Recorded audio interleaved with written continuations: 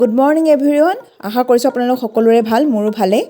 ৰাতিপুৱা ভিডিঅ' কৰা নহ'ল বিহু বুলি অকমান চাফ চিকুণৰ কামো আছিলে আৰু বজাৰো যাবলৈ আছে সেইকাৰণে এতিয়া ভাতটো বনাম বুলি ভাবিছোঁ ৰাতিপুৱা উঠিয়ে মাটি দালিখিনি তিয়াই লৈছিলোঁ এতিয়া ধুই লৈছোঁ ধুওঁতে কিন্তু বৰ এটা বিশেষ চাফা নহ'ল অকমান কলা আছে কাৰণ মানে বেছি দেৰি তিওৱা নহ'লতো 3-4 ঘণ্টা মানে তিওৱা হৈছে আজি অমিতা দি বনাম বুলি ভাবিছোঁ সেইকাৰণে অমিতা কেইটুকুৰমান দিলোঁ আৰু এতিয়া প্ৰয়োজন অনুসৰি নিমখ দিলোঁ আৰু এতিয়া 4টামান চিটি দিম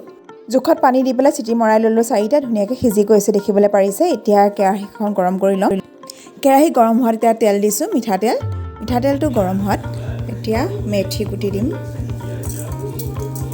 অকমান ফুটিবলৈ দিম এতিয়া দিম ইয়াত পিঁয়াজ আৰু নহৰু মিহি মিহিকৈ কুটি থোৱা আছে ইয়াত এড কৰি দিম এতিয়া হালধি দিম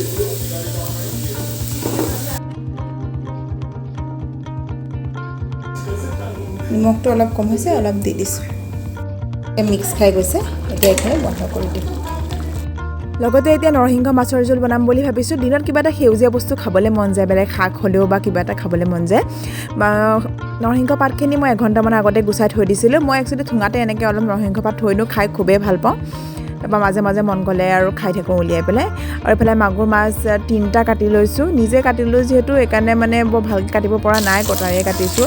বুৰকেইটা পেলাই দিলোঁ মই ভালকৈ গুচাব নাজানিলোঁ বৰ এটা এতিয়া মাছকেইটা ধুনীয়াকৈ নিমখ আৰু হালধি সানি পেলাই ফ্ৰাই কৰি লৈছোঁ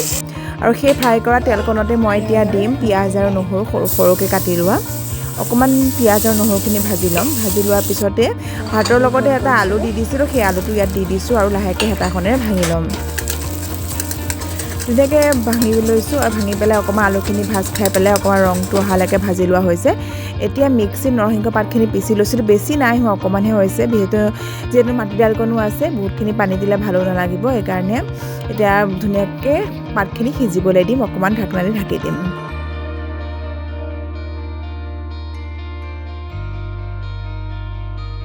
এতিয়া ধুনীয়াকৈ সিজ খাই গৈছেগৈ সেইকাৰণে ইয়াত এতিয়া অকণমান গৰম পানী দি দিম আৰু অকণমান উতল অহাত ইয়াত মাছকেইটুকুৰ দি দিম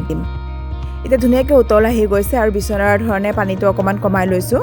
ইমান বেছি জোল হ'লেও ভাল নালাগে অকণমান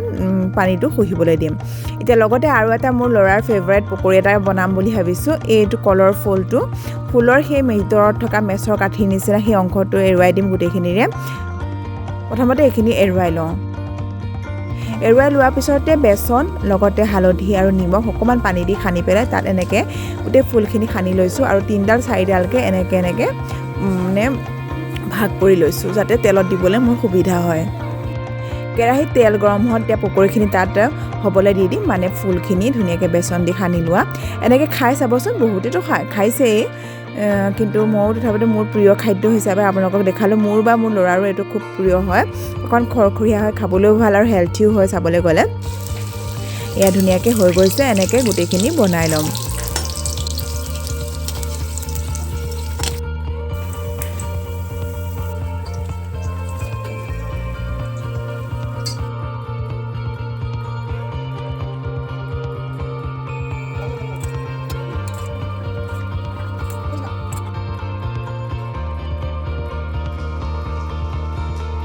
এয়া মোৰ প্ৰিয় দুপৰীয়া সাজ ৰেডি